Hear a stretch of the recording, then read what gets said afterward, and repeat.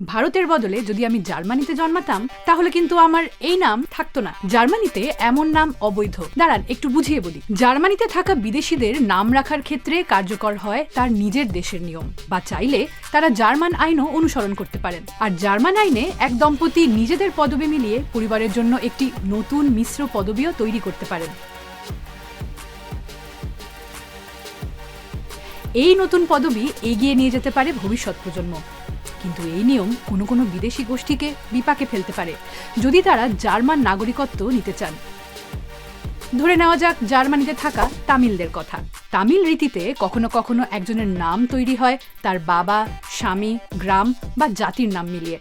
অর্থাৎ এমন নাম হলে সেই ব্যক্তির পদবি বলে কিছুই থাকে না।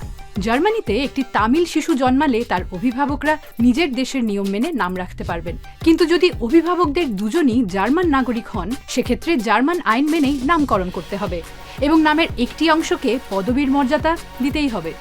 অর্থাৎ আমার মতো নাম যেখানে কোনো পদবি নেই তা জার্মানিতে অসম্ভব। কিন্তু জার্মানরা চাইলে সেই নাম পরিবর্তনও করতে পারে।